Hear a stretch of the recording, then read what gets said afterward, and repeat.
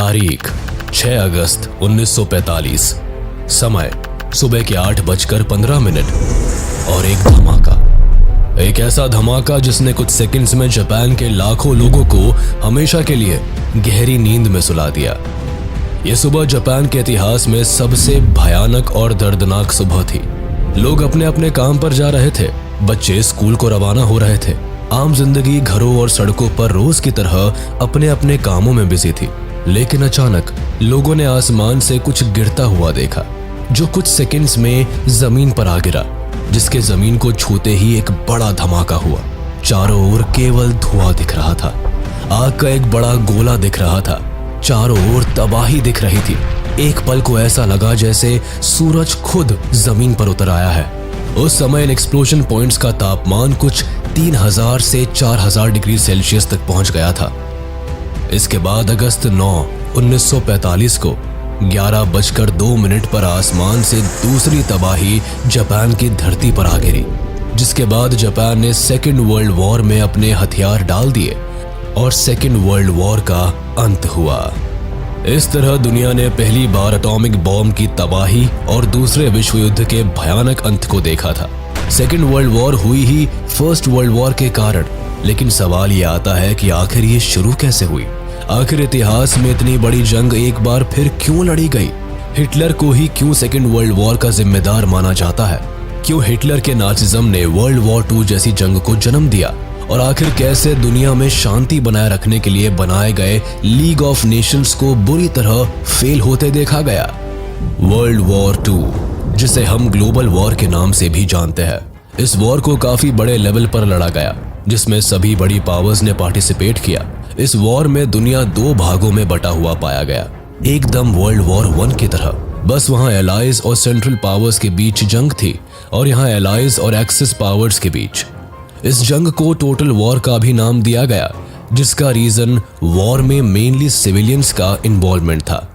यानी इस वॉर से पहले सिविलियंस को जंग का पार्ट नहीं बनाया जाता था, लेकिन यहाँ सिविलियंस को भी नहीं बख्शा गया। इस वॉर में सिविलियंस ने भी अपने देश का साथ देने के लिए जो बन पड़ा किया, जिस कारण सभी देश कॉमनर्स को भी जंग का हिस्सा मानने लगे। आर्मीज ने लोगों के घरों, हॉस्पिटल्स, शेल्टर्स और पब्लिक प्लेसेस पर भी बमबारी की, जिससे आर्मी की मदद करने वाले लोगों का भी खात्मा हो सके। इस वॉर में सभी देशों ने अपने हर रिसोर्स को दूसरे के खिलाफ इस्तेमाल किया था, जिससे देश की economy, industries, scientific capabilities, air force और आर्मी खास तौर पर आते हैं। इस जंग की शुरुआत तारीख को लेकर भी एक डिबेट रही है। कुछ लोगों का कहना है कि वॉर सितंबर 1, 1939 को शुरू हुई, लेकिन कुछ लोग इसकी शुरुआत 1937 के सीनो जापानीज वॉर को ही मानते हैं।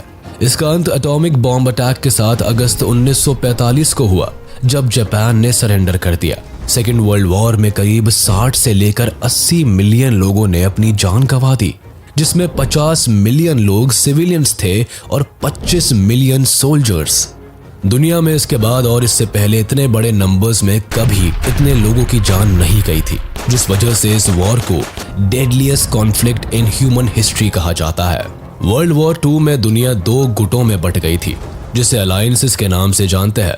पहली पावर का नाम था एलाइज पावर, जिसमें UK, France, USA, USSR, China, Poland, Yugoslavia और ग्रीस आते थे।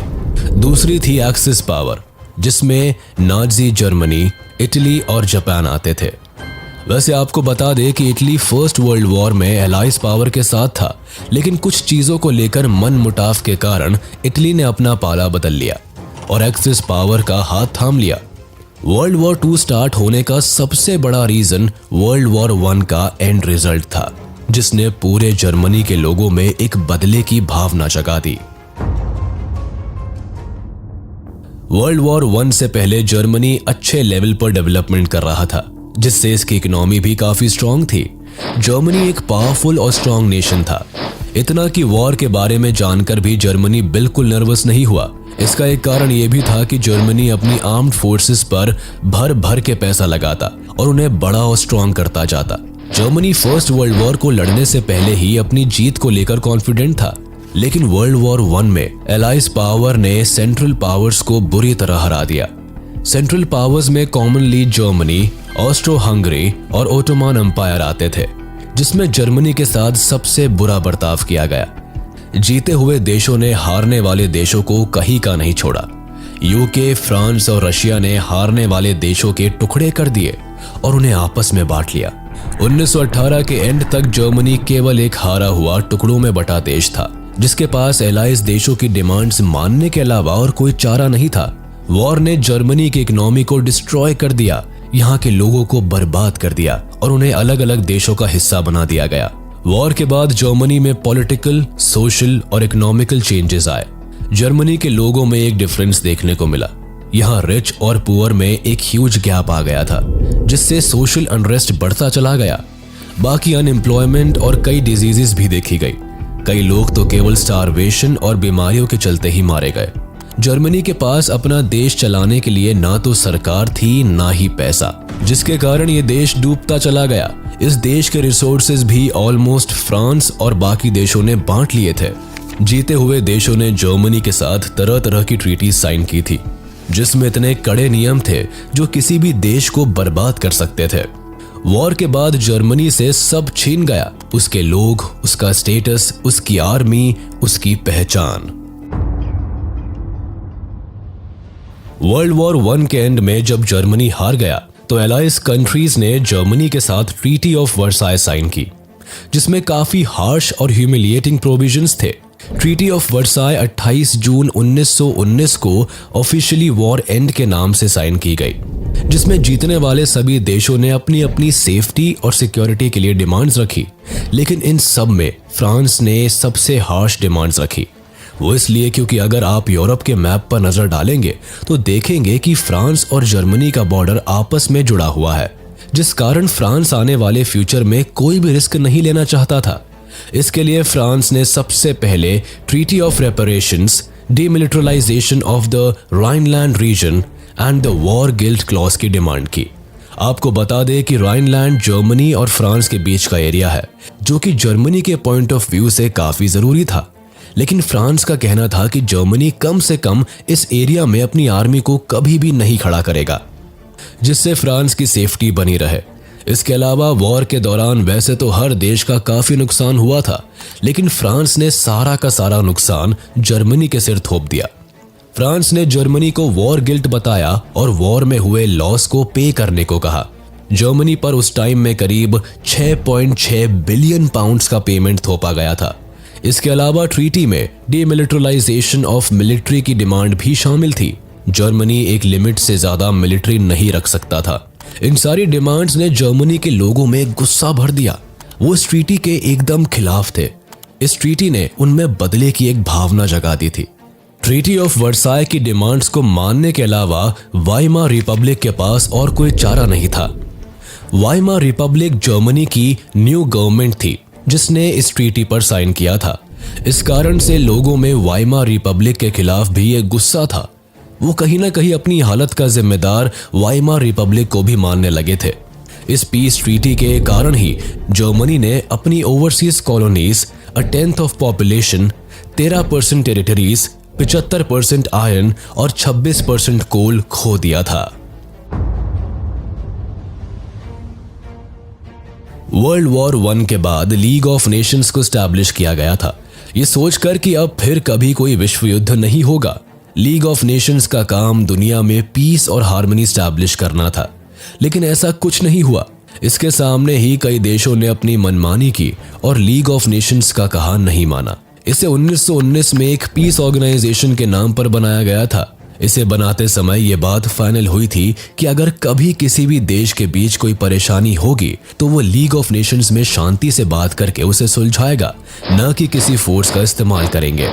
लेकिन इसे एक फेलियर के रूप में देखा गया। कई देशों ने इसे ज्वाइन ही नहीं किया और जिन्होंने किया वो बाद में इसे छोड़कर चले गए, जिसमें जर्मनी और यूएसएसआर आते हैं। बाकी लीग के पास खुद की कोई आर्मी भी नहीं थी जिसके थ्रू ये किसी भी मिलिट्री अग्रेशन को रोक पाए। ऐसे में लीग ऑफ नेशंस का फेल होना भी आखिरी में वर्ल्ड वॉर 2 का एक बड़ा रीजन बना। वॉर के बाद जर्मनी पहले ही काफी परेशानियों और इकोनॉमिक क्राइसिस से जूझ रहा था। बाकी बची कुची कसर ट्रीटी ऑफ वर्साय और वॉर गिल्ट पेमेंट ने पूरी कर दी थी। ट्रीटी के हार्श सैंक्शंस ने वहां के लोगों को काफी बुरी हालत में पहुंचा दिया।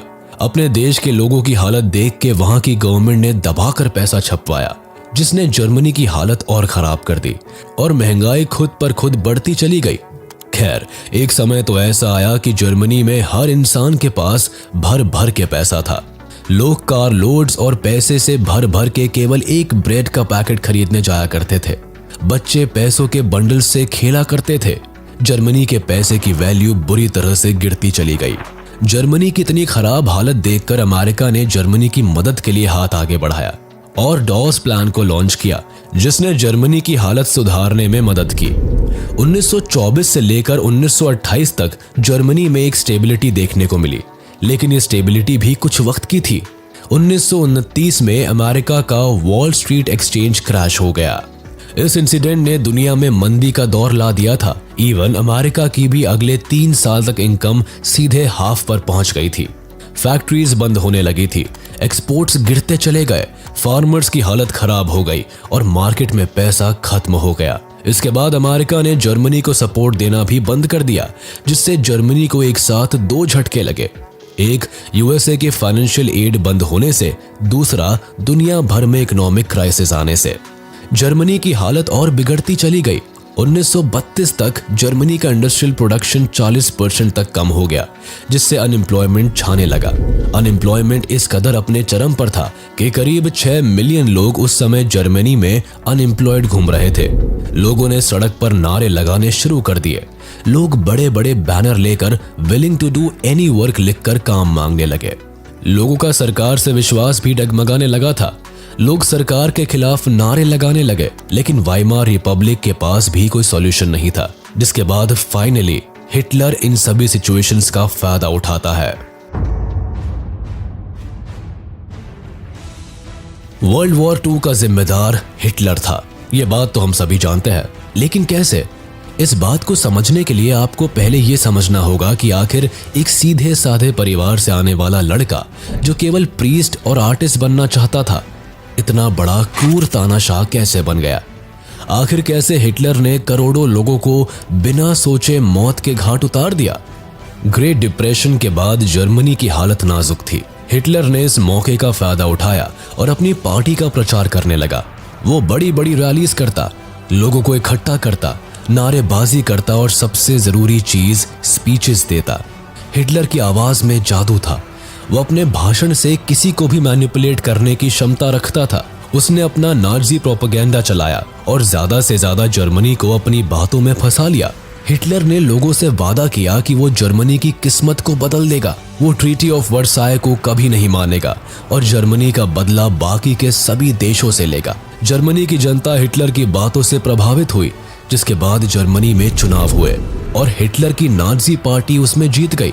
कुछ समय बाद हिटलर की लोगों में पॉपुलैरिटी देखकर 30 जनवरी 1933 को प्रेसिडेंट हाइडेनबर्ग ने हिटलर को जर्मनी का चांसलर बना दिया, जिसके बाद हिटलर जर्मनी में एक एनेबलिंग एक्ट लेकर आया, जिसके पास होने के बाद जर्मनी एक डिक्टेटर कंट्री बन गया। इस एक्ट ने हिटलर को जर्मनी की सारी पावर सौंप दी। हिटलर के हाथ में सत्ता के आते ही इसने जर्मनी का पूरा रूप ही बदल के रख दिया। इसने सबसे पहले 1933 में जर्मनी को लीग ऑफ नेशन से बाहर किया। फिर 1938 में राइनलैंड नाम की जगह को वापस अपने कब्जे में किया, जो ट्रीटी ऑफ वर्साय के अकॉर्डिंग जर्मनी से छीन ली गई थी। साथ ही ऑस्ट्रिया और जर्मनी को दोबारा एक किया गया। इसके बाद हिटलर ने वेस्टर्न जर्मनी की ओर अपना रुख मोड़ा और चेकोस्लोवाकिया पर कब्जा कर लिया। कुल मिलाकर कुछ सालों में हिटलर ने जर्मनी की किस्मत चमका दी थी। हिटलर ने अपने देश की इकोनॉमिक कंडीशन को ठीक करने के लिए वॉर का डिसीजन लिया। सितंबर 1, 1939 को हिटलर पोलैंड पर हमला बोल देता है। इस हमले के लिए भी जर्मनी एक अच्छा खासा प्लान बनाता है। जर्मनी अपने ही सैनिकों को पोलैंड की यूनिफॉर्म पहनाकर खुद के खिलाफ एक अनाउंसमेंट करवाता है, जिससे लोगों को लगे कि पोलैंड ने पहले जर्मनी पर हमला बोला है। जर्मनी तो केवल उसके किए हुए का जवाब दे रहा है। तो बस प्लान के सक्सेसफुल होते ही जर्मनी पोलैंड पर हमला बोलता है। जिसके बाद 2 दिन के अंदर ही इस वॉर में फ्रांस और यूके भी पार्टिसिपेट करते हैं। वो इसलिए क्योंकि इन दोनों देशों ने पोलैंड के साथ एक अलायंस बनाई हुई थी, जिसके अकॉर्डिंग अगर कोई भी देश इन तीनों में से किसी के ऊपर भी हमला बोलता है तो बाकी के दोनों देश उस देश की तरफ से लड़ेंगे। जिसके बाद 3 सितंबर को यूके और फ्रांस जर्मनी पर अटैक कर देता है, जिसमें Australia, New Zealand, south Africa and Canada भी शामिल हो जाते हैं। वॉर की शुरुआत में जर्मनी के साइड से जापान और इटली होते हैं, जो हर हाल में जर्मनी का साथ देने को तैयार रहते हैं। ये दोनों देश जर्मनी की ओर से वॉर एंड तक लड़ते हैं। आपको बता दे कि आखिर वर्ल्ड वॉर 1 में जो इटली, यूके और फ्रांस की ओर से लड़ता है, वो इस बार अपनी साइड चेंज क्यों कर लेता है? दरअसल वर्ल्ड वॉर 1 के एंड में इटली को एलाइज पावर के द्वारा इग्नोर कर दिया जाता है। वो इटली की डिमांड्स पर भी ध्यान नहीं देते और तो और वॉर एंड में बाकी सभी देशों को भर भर के फायदा होता है, लेकिन इटली के हिस्से कुछ नहीं आता। इवन इसकी तो वॉर के कारण इकोनॉमिक कंडीशन और खराब हो जाती है। इटली इन सारी बातों से एलाइड पावर से नाराज होता है, जिस कारण से इस बार वो जर्मनी का साथ देता है। वॉर की शुरुआत में हिटलर समझदारी दिखाता है और सोवियत यूनियन के साथ हाथ मिला लेता है। वो चाहता था कि जर्मनी एंड सोवियत यूनियन एक साथ पोलैंड पर हमला करे, जिससे उसे तुरंत सरेंडर करना पड़े, जिसके बाद जर्मनी और सोवियत यूनियन उसे आपस में बांट ले। और हुआ भी कुछ ऐसा ही। दोनों देशों ने उस पर एक साथ हमला किया और जीतने के बाद उसे आपस में आधा आधा बांट लिया। ये सब देखकर फ्रांस और यूके भड़के हुए होते हैं। इस बात को समझते हुए हिटलर इन दोनों देशों को पीस का एक प्रस्ताव भी भेजता है, लेकिन ये दोनों देश उस प्रस्ताव को रिजेक्ट कर देते हैं, जिससे जंग जारी रहती है। अब एक तरफ जहां हिटलर पहले राइनलैंड, फिर ऑस्ट्रिया हंगरी, फिर चेकोस्लोवाकिया, फिर पोलैंड सभी देशों पर कब्जा करता जा रहा था, वही सोवियत यूनियन को भी ये सब नजर आ रहा था और वो भी अपनी टेरिटरी बढ़ाने के लिए जगह जगह इन्वेजन करने लगा। उसने पोलैंड का आधा हिस्सा लेने के बाद बाल्टिक नेशंस पर हमला किया, जिसमें एस्टोनिया, लाटविया और लिथुएनिया आते थे। सोवियत यूनियन इन तीनों देशों को आसानी से जीत लेता है। इसके बाद सोवियत यूनियन फिनलैंड पर कब्जा करता है, जिसके बाद सोवियत यूनियन खुद को लीग ऑफ नेशन से अलग कर लेता है। दूसरी ओर हिटलर की ज्यादा से ज्यादा टेरिटरी हासिल करने की चाह और बढ़ती जा रही थी, जिस कारण वो अप्रैल 1940 में डेनमार्क और नॉर्वे पर भी हमला बोल देता है, जिससे वो आयरन ओर के शिपमेंट्स को एलाइज पावर से बचा सके। दरअसल एलाइड पावर्स जर्मनी को रोकने के लिए हर तरह से कोशिश कर रहे थे, जिसमें स्वीडन से जर्मनी तक आयरन ओर को कट ऑफ करना भी उनका एक प्लान था। हालांकि वो इसमें सक्सेसफुल नहीं हो सके।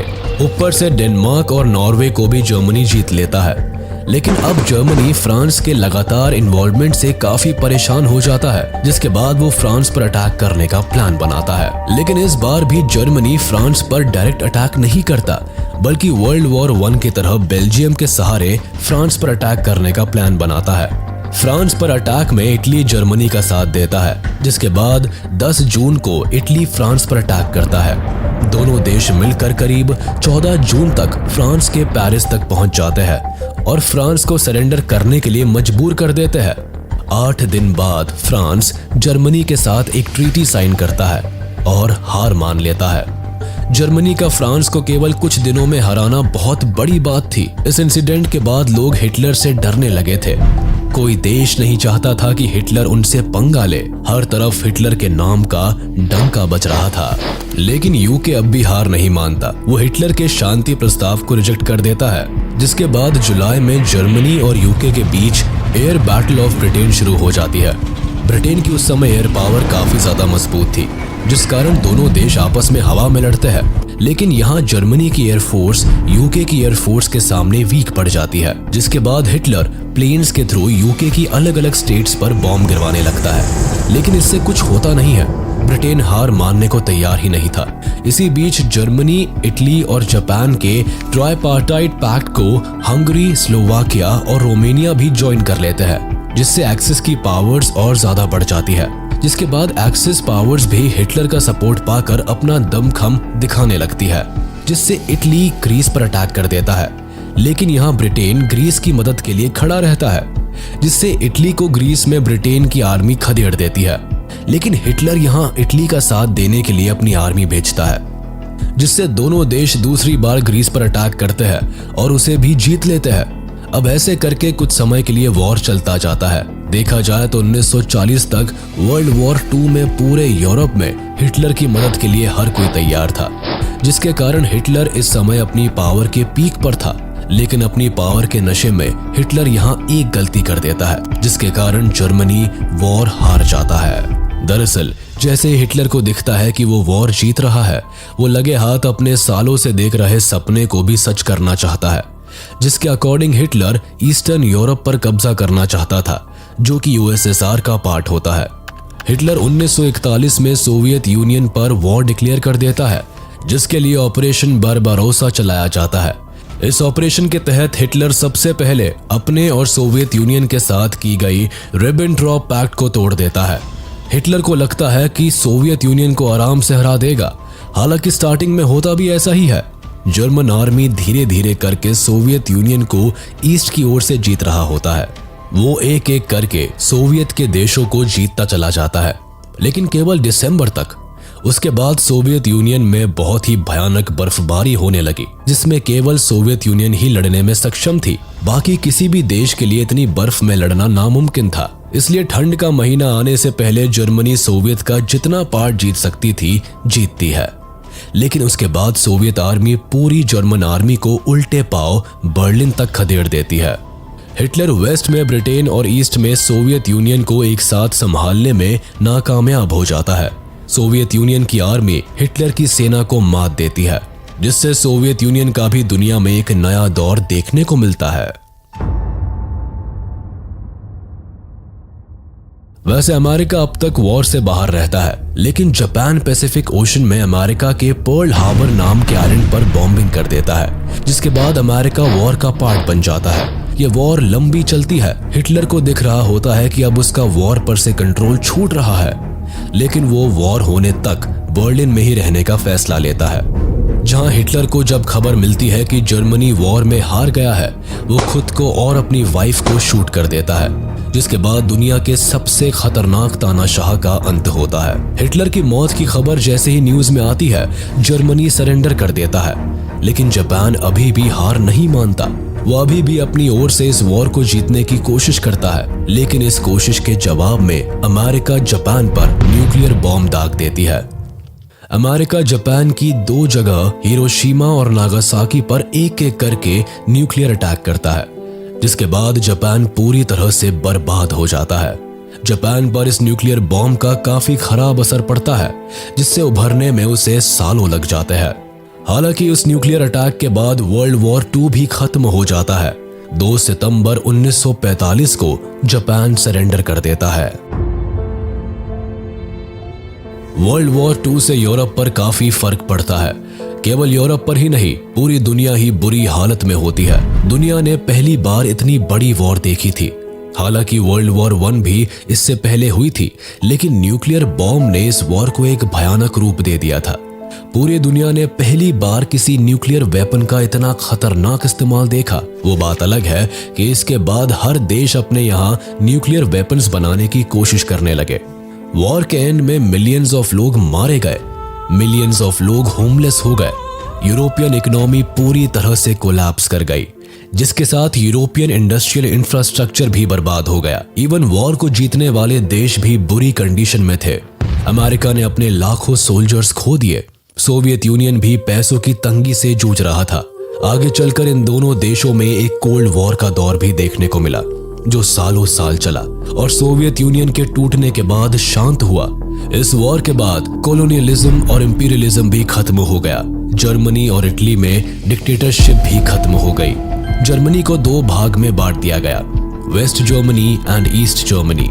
वेस्ट जर्मनी को ब्रिटेन, फ्रांस और यूएसए कंट्रोल करते थे और ईस्ट जर्मनी को यूएसएसआर। वर्ल्ड वॉर 2 के बाद अफ्रीका और एशिया में फ्रीडम और नेशनलिस्ट मूवमेंट्स चलने लगे, या यूं कहिए कि काफी तेज हो गए, जिसमें ब्रिटेन की कॉलोनीज इंडिया, म्यांमार और इजिप्ट, अमेरिका की कॉलोनी फिलीपींस, फ्रांस की कॉलोनी इंडो चाइना और डच की कॉलोनी इंडोनेशिया शामिल थे। इसके अलावा इकोनॉमिक क्राइसिस तो एक बड़ी प्रॉब्लम थी ही। जिसके कारण अनएम्प्लॉयमेंट काफी तेजी से बढ़ता देखा गया। इसके अलावा यूएनओ यानी यूनाइटेड नेशंस ऑर्गेनाइजेशन का जन्म हुआ। लीग ऑफ नेशंस को खत्म कर दिया गया क्योंकि वैसे भी वो किसी काम का था नहीं। हालांकि यूएन से जो उम्मीदें थी वो उस पर खरा उतरा। यूएन ने दुनिया में पीस लाने की पूरी कोशिश की।